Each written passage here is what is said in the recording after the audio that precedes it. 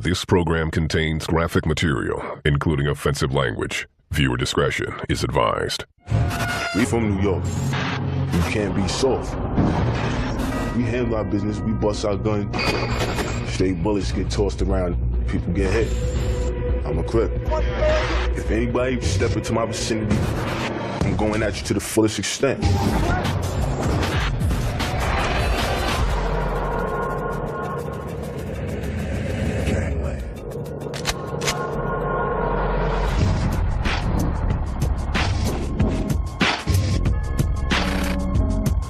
The Crips. I'm a Crip right here. Everybody. This notorious gang is known for its flashy lifestyle and violent ways. You come around over here, we gonna tear your head off. The Crips were spawned in Los Angeles. 10,000 Crips run these streets, making the gang one of LA's biggest. And through sheer power, they've made crippin' into a verb. Crippin' is full gangbanging mode. Whatever goes down, goes down. It doesn't matter. You charge it to the game, and the game is gangbanging. Crips can be found across the country. But LA Crips think West is best. All that gangbanging started over here on the west, you know what I'm saying? Left side of the map. LA Crips think that the gang members that are not doing it the LA way, they call them busters. I don't think they respect them because they're not doing it their way. What do you mean it's banging for real, man? It ain't for fake.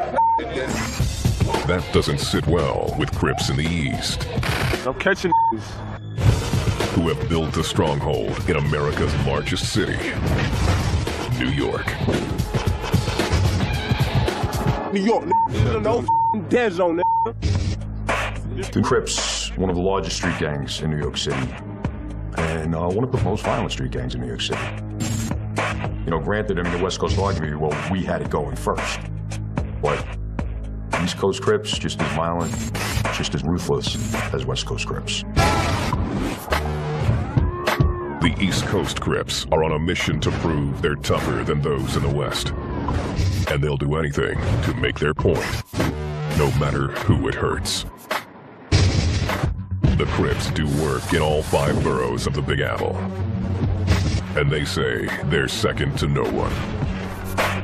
Crippin' hard, period. Point blank, don't even matter. I don't care where you from, LA, New York, wherever. We does this just as live as they do it out there, point blank. We handle our business, we bust our gun. You know what I'm saying? I'm not copying nobody. Neither is anybody in my set. In fact, who say that? You know what I'm saying? Go, man. 21-year-old Crip, Loco Loke, asked to have his real name withheld for his own protection.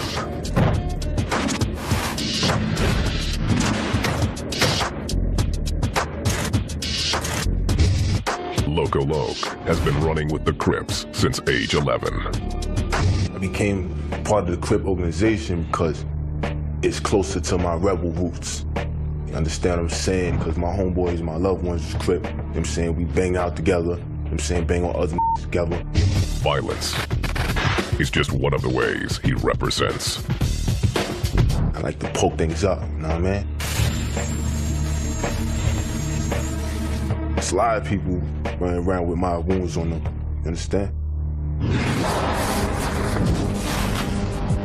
While East Coast and West Coast Crips might argue about who's best, there is one thing they all agree on: killing Bloods. As far as the rivalry between Crips and Bloods, that has emulated from the West Coast. The hatred stemming back to California, where Crips and Bloods were rival enemies. The Crips outnumber the Bloods in LA, but in NYC, there are 3 Bloods for every Crip. For NYC, man, we the minority. You know what I'm saying? So when we walk these streets, This is it. the ratio is 100 to 1. That means the Crips must fight hard to protect their territory. An individual walking through a Crip neighborhood, if he's perceived by those Crips as being a Blood, he could seriously be hurt or even killed. Blood could walk into our territory where we all chilling and shit. They walking through, we want to catch wreck. Busting him open, beating him up, or, you know what I mean, pulling his way.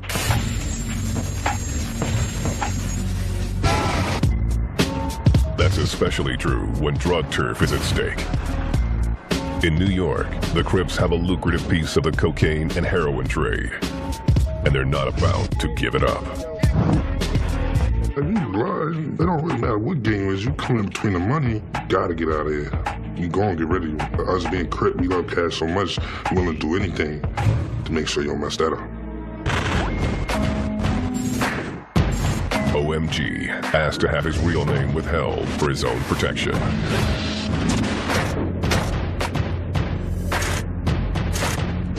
He has been banging with the Crips since he was 14 years old. What makes me a Crip is I'll eat, think, sleep, Crip. That's the only thing I know is Crippin'. In 2004, OMG proved his allegiance by going on a hunt for bloods. He was driving in a car. I had my gun and we was going to shoot a rival gang member. There was a blood. It didn't really matter who. Just a rifle. Just main object was getting rid of one of them. Before he fired a shot, his car was pulled over by the police. OMG was charged with illegal possession of a concealed weapon and sentenced to 18 months. It's just things you gotta do. There ain't nothing the Crip won't do when it comes to his set, right? He gonna stab you, he is gonna stab you. That's what DNA set for, to do, to hurt people. You're seeing our Crip sets now, again, commit more and more random acts of violence. If there is a confrontation that you're not gonna run from it, you're gonna hit it head on and you're gonna challenge it.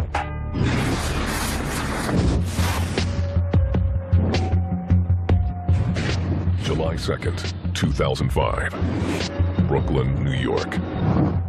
15-year-old Christopher Rose and a group of his friends were on their way to Pennsylvania for Independence Day.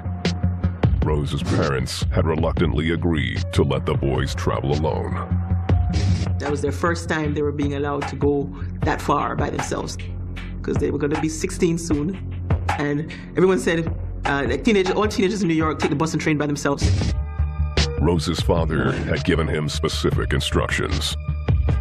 Don't stop, don't speak to any strangers, don't speak to anyone unless it's a policeman, don't talk to anybody. Because he said he just had a bad feeling. He had a sinking feeling that, something was going to happen. The boys caught the attention of some Crips, including 19-year-old Aaron Farrell, a.k.a. Doom. Doom and his cousin, Darren Samuel, approached the boys and began to pick on one carrying an iPod.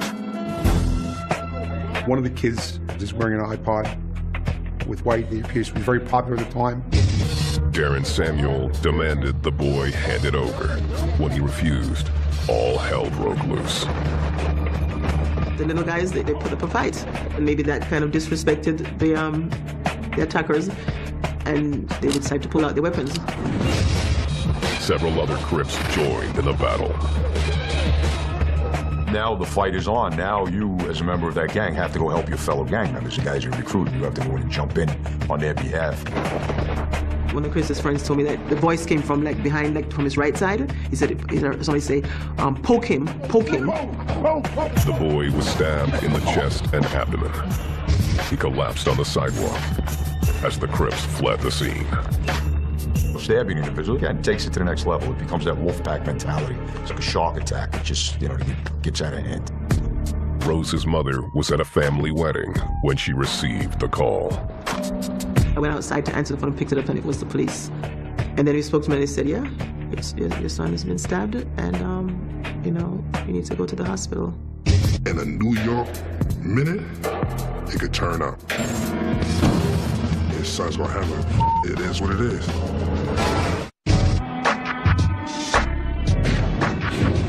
New York.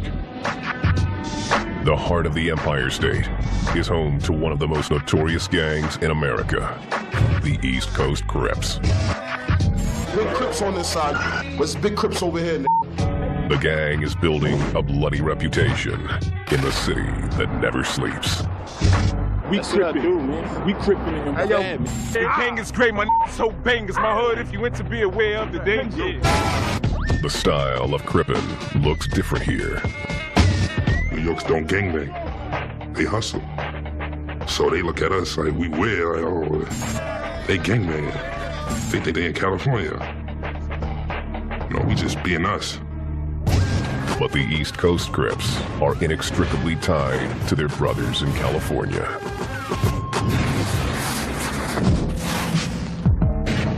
Los Angeles, 1969. Young Raymond Washington formed a gang to protect his neighborhood during the chaotic times. He was credited with starting the Crips in the Watts section of Los Angeles. And before you know it, they absorbed several other smaller gangs and got bigger and bigger. No one knows exactly how Washington chose the name Crips for his gang. I think I've gone over that question, the origin of the word Crip. I bet you 10 different of the original guys. And I probably got about 8 different stories about it. Some say it was the result of a crime. Some of them walked with walking sticks or canes. And there's the Korean merchant who was robbed. And after that robbery, when the merchant said, oh, the kids, the cripple kids. So that was, you know, another myth that was put out there. The Crips claimed to be about community. What attracted me to them was about, you know, they taking a stand to reform the community and look out for the people, protect them against the crooked cops that was invading their neighborhoods. As they grew and absorbed smaller gangs, their social agenda fell apart. They were involved in gang activity. They were out there to try and profit any way that they could, from narcotic sales to burglaries to weapons possession. The Crips quickly became one of the largest gangs in Los Angeles, instantly recognizable on the streets. When the Crips first started in California, they had a specific walk, they had a specific look. If you saw them on the street, you knew exactly who they were representing. The gang collected enemies as they swallowed up South Central Los Angeles. Then in 1972, a group of teens banded together to fight the Crips. They called themselves the Bloods. As a result of that, the Crips got more violent, and they would take over entire neighborhoods. There was a lot of violence in the streets. By 1981, the Crips and Bloods were fighting over drug turf.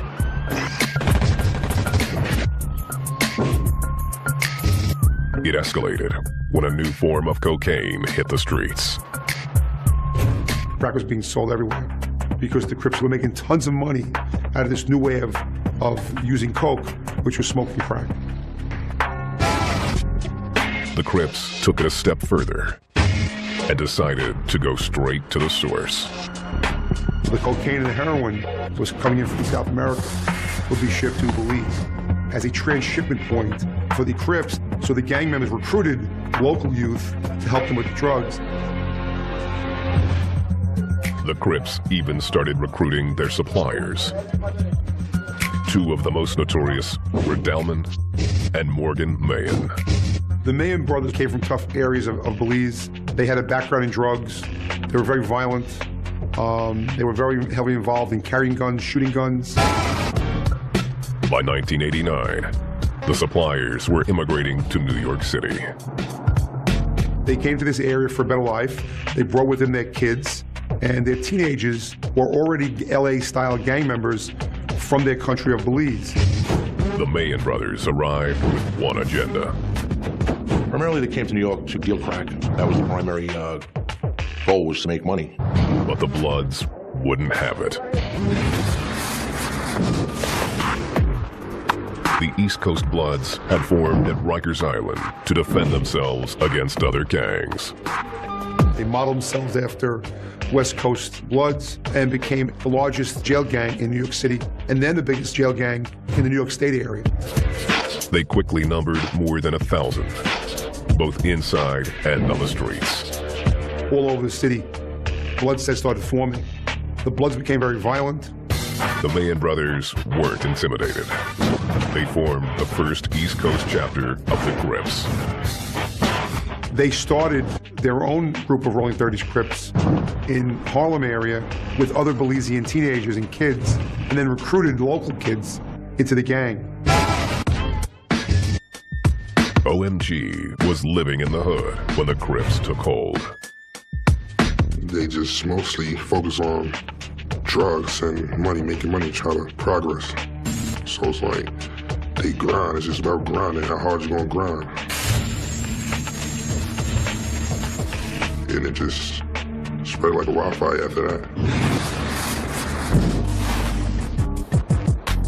The Crips began claiming neighborhoods around New York and clashing with the Bloods. In New York, the streets is wild. And I had situations where trying to be in the hood, violating. Y'all could go ahead and take care of some. If y'all don't leave right now, it's gonna get wicked. The rivalry centered on control of the lucrative drug trade. The Bloods became an extreme power in the New York region. They were all out there and they were all vying for membership. They were all vying for territory and narcotics trade. It's hustling. It's building a way for yourself in life, no matter what it is. From robbing, selling drugs, pimping hoes. In 1997, the Crips were bringing in thousands of dollars a day selling crack. Their battle with the Bloods was getting more violent. They robbed people with guns, machine guns. They were arrested several times before we as a gang unit targeted them for drug dealing, shootings, robberies, gun possession. It was a common thing for them. When Blood come around trying to disrespect me for being a Crip, there will be consequences, maybe murder. You have to be on your bases, like you got to be on your feet at all times. So do unto others as they would do to you, point blank. Ghost asked to have his real name withheld for his own protection.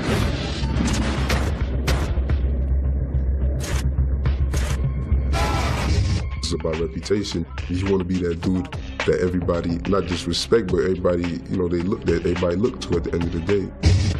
Ghost joined the gang when he was 14 and built his reputation slowly. I was going to do whatever to get my name out there, just be a well-known Crip, point blank. Not only amongst Crips, but I wanted, Red Rags to know who I was too, you feel me? You just got to be about it, always down for whatever. Because word gets back. So if you do some sucker you don't hold it down, people going to find out. The Crips went after anyone who wasn't with the program. And at one point, because they felt one of their members was snitching, they ended up shooting him 7 times, stabbing him 21 times, then cut his tattoo out with a knife. The knife got stuck in his bone, it broke, and left him for dead. The snitch barely survived the attack.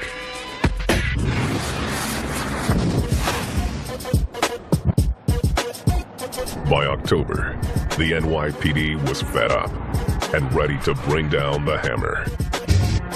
They arrested 24 members of the Crips, including Delman and Morgan Mayen.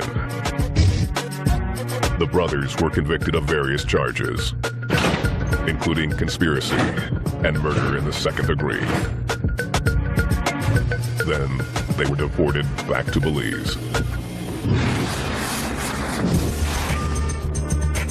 The NYPD turned their attention to the Bloods. It was a big mistake. While law enforcement was targeting the Blood sets, the Crips were, flying under the radar. And in doing so, we allowed them to rebuild their organization and to control or try and control those communities again.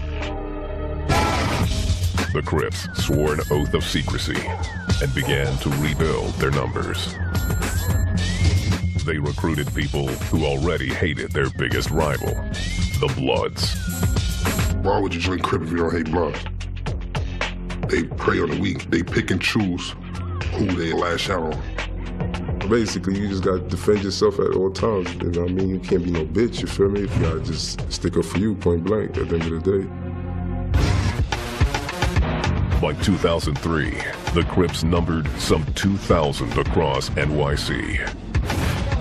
And their rebuilt army was ready for war. You never see me run, you heard? Hey, had a gun and run. You a gun, and you just get up on your enemy, hit your enemy up, you know what I'm saying? Leave no trace of your existence there.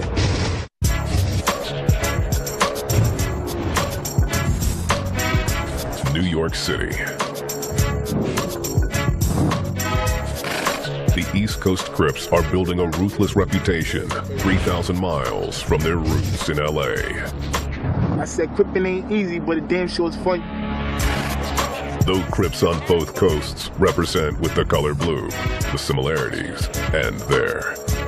You can never compare New York Crips to LA Crips because it's two totally different type of people and two totally different type of cities. They have their own lifestyle. They dress differently. They speak different slang. They drink different liquors. They like gin and juice over there. You know what I mean? I'm a Henny. New York Crips are all business. I think the West Coast Crips are a lot more flashy. They like to represent their colors. For them, it's a lifestyle. While here in New York, people represent to be Crips for the sole purpose of just committing crime. You got dudes hustle, I mean, some dudes is jack boys. You got dudes tipping, scheming, whatever. It's different ways. However you can make your money, you make it, point blank. The gang will stop at nothing to get a piece of the Big Apple's drug market. There's a lot of money in New York. It's the biggest drug trade market in the country, if not the world. So you could sell drugs there as a gang, and they believe that selling drugs is going to get them power and respect.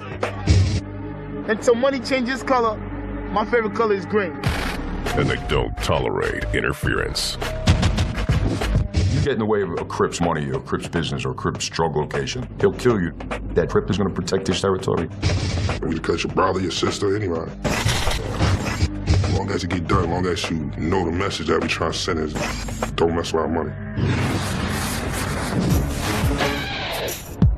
The difference between LA and New York has shaped how the East Coast Crips operate. On the West Coast, if you're in a Crip area, you may be in a Crip area for a mile, 2 miles. On the East Coast, if you're in a Crip area, you might go 1 block and you're in a blood area. On the East Coast, you'll be in the projects and it'll be like 3 buildings that's all Bloods, and then you may have 4 buildings that is all Crips and they live in the same projects. While drive-by shootings are the norm in LA, in New York, violent encounters are up close and personal. Crips gang members here will walk right up to somebody and stab them with a knife or shoot them from point-blank range. They want that person to know that gang member isn't afraid to let the other person see who he is, and he wants to represent being a Crip.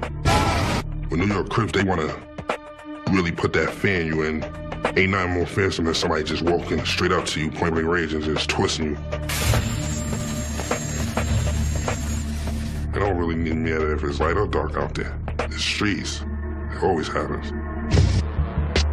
The East Coast Crips see 2 kinds of people in the world.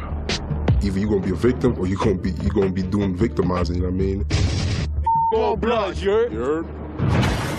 They have a special saying for attacking their rivals. The term drink his milk would mean to attack someone, whether it be to slash them, beat them, whatever. Getting milk is getting cut by a razor blade in your face, or you could get a cut on your head. Anywhere that it could be seen, that's milk. You have been milk, you have been cut. Crips use a brutal tactic to leave their mark. C-section is when a Crip usually takes a razor or scalpel or really other sharp instrument and slices somebody right down the side of their face. You know, when they look in that mirror and they smell and then they see an extra smile on their face, they gonna always remember that day they ran into a Crip. Crips have a special name for one another. A fellow Crip could be called Loke. Some will say it means love of Crip. You got love for that Crip, you know what I'm saying? It's Loke, like, you know what I mean? My nickname, Loke. That's how I've been. My boy's been calling me Loco for a while. Became Crip, just Loco Loke, that's it. For you to be really a Crip in your city, like to get loped in, you gotta be all in. For some, getting loped in involves a brutal beating. Initially, the Crips in New York, guys had to be jumped into the gang, a kangaroo court. Maybe they'd fight for 60 seconds, I mean, you fighting, you trying to take out the next man, you feel me? They trying to take your head off, you trying to take their head off, and when it's over, you feel me? That's about it. Other Crip sets have different requirements. As time progresses and you want to get those numbers up, everybody's not going to go for that beat-in, and you need to get people in. So now you get that blessed-in thing where I'll vouch for this guy, he's a good guy, he can come into the gang. Loco Loke was blessed in. All that jumping and stuff, gangs do that with certain people. My lokes know me, you know what I'm saying? They know me, they know my style. We done banged out several occasions. There's no need to jump me in to see where my heart at, because they know where my heart at. New members are expected to put in work for the gang, including robbery and killing. Gotta be willing to ride or die for your homies, and you gotta always remember that you might not be here tomorrow. Whatever level I need to use to get you to understand where I'm coming from, that's what's gonna happen. You know what I'm saying? While Crips in LA are predominantly African American, in New York, they're more diverse. Crips have everybody. White, Asians, Spanish, they have everybody. It's strength in numbers. It don't matter what your background really is. It's just all about what you're willing to bring to the set. As long as you're able to stay true to that blue, you can do it. Staying true blue is paramount. Snitches are shown no mercy. Crips, you know, anything from a beating depends on what the guy snitches on. You know, obviously he's going to be ostracized, possibly beat up, possibly stabbed, possibly killed. Leave it up to me, I might cut your head off. When you blatantly disrespect the seat by becoming disloyal or engaging in any activities we don't condone, I think personally, Loco Loke saying, you know what I mean, your head should be eliminated from your body. The New York Crips brand their affiliation. You got some homies that got C burned on the wall. Ain't no get no tattoo over that. So that's when you know that homie right there is officially crippin' for life. They also represent with ink. My tattoo is a set, it's my set with a C and a crown on it. King Crip. I got tattoos of the set and just different logos and just try to get different represent my chest, you know what I mean, my neck. Just be inked up with the hood, point blank. The gang marks its territory all over the city. So yeah, get high, get money. Crip gang. Seize up for the arrow, the beat down, disrespecting the Five Root Bloods. BK all day.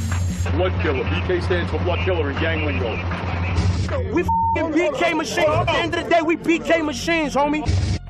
BK, you know, you might see a B slashed out or K replaced by a C. On my block, it's no dead zone, no red at all. You see spray painted on the wall, no red zone. East and West are different in other ways. In Los Angeles, Crips wear their bandana, their flag, their gang's colors on the left side. Whereas in the East Coast, most of the time, they're gonna flag on the right side. East Coast Crips try to stay off NYPD's radar. Police in New York won't catch a Crip with all blue on, with beads, flags, hanging, and everything like that. Only way you'll know is by the body language, the G stands and everything like that. Only those in the know recognize the signs. A couple of Crips were coloring the inside pants pocket of their jeans blue, and they would pull the pocket out walking down the school corridor. So even the school safety officer had no idea these kids were representing this set. Crip sets in New York have always adapted. They've had to. They've been the underdog. But just because they're underdogs doesn't mean they won't bite. They go to New York as far as gangbanging, they probably can't see it. But you know, can't knock it until you try it. So you come see how it really goes, because it goes down. This is the Big Apple, but it does happen. If you don't know about me, fab up or get stabbed up. Crip up or grip up. New York City, 2003. The Crips were on a mission to prove they were as hard as their West Coast brothers. It's not about making a name for yourself, it's about keeping it. Like, is you able to walk in them shoes that you just brought? It's all about how much work you're willing to put in, how active you are. The Crips were recruiting heavily, building up their numbers to battle the Bloods. It's just us being attacked first. For every one Crip, it's like 5 plus. And everybody praying on a week. So you gotta stand up. Go Bloods, you heard? You started to see the rivalry. You started to see the vengeance. You started to see the shootings, the attempted murders, the rapes, the stabbings start to get more aggressive amongst the two organizations. In June 2005, the Crips caught one Blood slipping. We recently prosecuted a case where an individual who was a Blood, as he was exiting a grocery store in Brooklyn, had a red bandana on his leg. When the Blood left the shop, several Crips were waiting. As he attempted to walk, one of the Crips fired a gun, shot him, dropped him to the ground with the first shot. This Crip then walked over and shot him approximately 7 more times.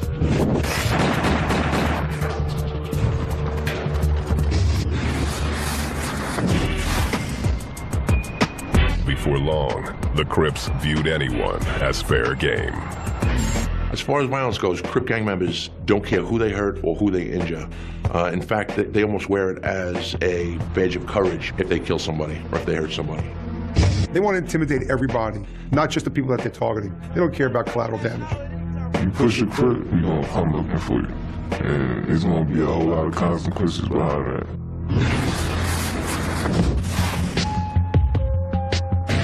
July 2nd, 2005, Brooklyn, New York. 15-year-old Christopher Rose and some friends were on their way to the subway when they were stopped by some Crips. The gangsters wanted an iPod one of the boys was carrying.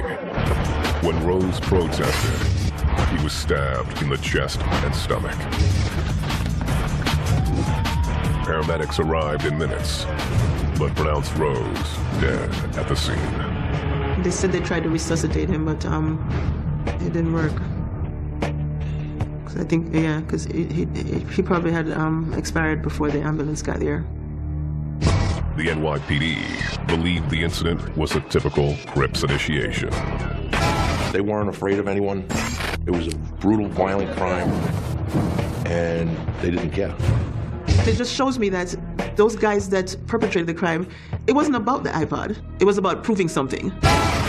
Police quickly arrested 16-year-old Darren Samuel.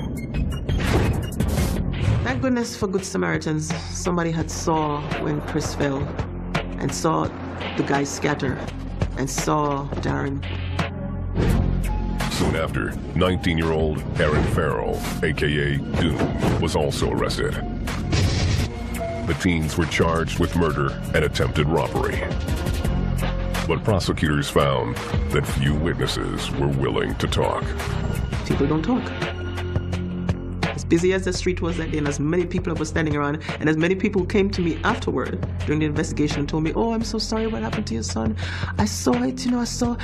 And I'm like, so you saw and you didn't do anything? They're afraid to testify against these gang members because they know if they testify, they could be victims of violence. So gang members rely on the fact they have mere intimidation by what they do every day, threatening people, shooting at people, yelling at people. The case went to trial in 2006. Samuel testified that Doom had challenged him to steal the iPod. From what I understand, Aaron dared him to prove he was a man or something like that, or to prove he could do it and to take this one. And this was his turn. He was able to be identified by the witnesses as the one who started the fight and the main perpetrator. Samuel admitted to initiating the robbery, but alleged that Doom was the one who stabbed Rose. The jury didn't buy it. On June 20th, Samuel was convicted of murder and sentenced to 22 years in prison. 3 months later, Doom was convicted of second-degree robbery and sentenced to 7 years. Doom's verdict was later overturned due to lack of evidence. I don't feel justice has been fully served with Aaron because I don't feel he was adequately convicted of the charges for which he was responsible for. I still believe he was a bit more involved. The Crips felt it proved they were above the law. Once the Blue Boys get up on you, you out of here. So you're gonna get cut, you're gonna get stabbed. It's not like play no-hold games at all. Anybody could pull a gun. It take heart for someone to use a knife on their enemy.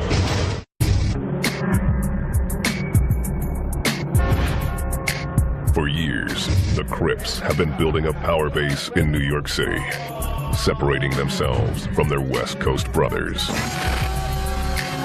New York Crips, we do it all. Drugs, guns, killings. New York Crips do it all. In New York City, it's like the strong survive. Like, you gotta be fit for this game. Action always speak louder than words. We hop out wild and pistol whipping In a world where notoriety is everything, the East Coast has earned its stripes. If someone told me that New York Crips aren't real Crips or not representing their sets, I said, you know what, go talk to the parents of some of the victims that were murdered by Crips in New York. Some of the people have been robbed by these Crips in New York. These Crips in New York City are just as violent as their counterparts on the West Coast. This is not fake, homie. This is for real. This is for real. Niggas is dying behind this. You know what I'm saying? Yeah. This is for real. I've been doing this a long time. Gang membership is exploding. New York and Cali, one thing they do got similar, personal dog multiplier. So every year we just get stronger and stronger. We barely really got a full decade in New York. So just imagine if we had the same amount of time as they did in California, how many it would be. You're gonna see a lot more Crips that's on the mainstream television out there, point blank. The Crips' East Coast stronghold won't easily be uprooted. As far as gang membership, I can never see the Crips gang being totally eradicated. As long as there's money, flashy cars, nice clothes, and an opportunity for these kids to represent something that they're not, there'll always be gangs. I think as time goes on, you will see the Crips get older. You will see younger Crips become part of the organization, and the individuals who are truly dedicated to the Crip organization will have children who will be born into the Crips. That's just fine with Ghost, who has no plans to leave the gang. I mean, this is what I know and this is what I love, you know what I mean? At the end of the day, this is all I'm gonna live by. When I'm 30, 40, 60 years old, I'm still gonna be a Crip. It's the only life he knows. You know, I don't have a family. My only family is my gang, so at the end of the day, I gotta support my homies in prison. I try my best, you know, my homies that passed away, you know, I gotta support their kids and whatnot. Loco Loke has been in and out of prison, but remains devoted to the gang. When I wake up in the morning, first thing I do, I throw my set up, you know what I mean? And I thank God for letting me do this, letting me breathe, you know what I'm saying? And kiss my daughter, you know, look at how I'm gonna get some paper today. Though he's now a father, he still puts the gang first. I don't regret anything about my decision of becoming a Crip and being in the Crip organization. He's everlasting to the casket and past it. OMG says there's no way out. Once you Crip, you Crip. Even if you tell people you're not Crip, you still gonna be Crip. Cause it's gonna be a blunt that know you as being Crip, that's gonna still see you as Crip. So it really ain't no really dropping Crip. He tries not to think about how it could end. You gotta live it one day at a time being a Crip in New York City, cause it's like, if you don't, you try to plan on the future, this might get ended. You thinking too much, you doing too much, you're moving too fast for yourself.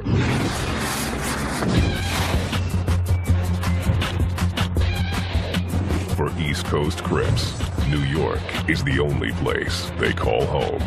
Future for the Crips in New York is only like, it can only get better. You know what I'm saying? We just gonna keep grinding. We're gonna grind until we get to the top, no matter which way we gotta go, legit way or the not legit way. I'm 150 years old, still banging this. This is from the cradle to the grave, point blank, you know what I mean? From day one till the end of me. If I could say one thing about Crip, I'd say don't with them.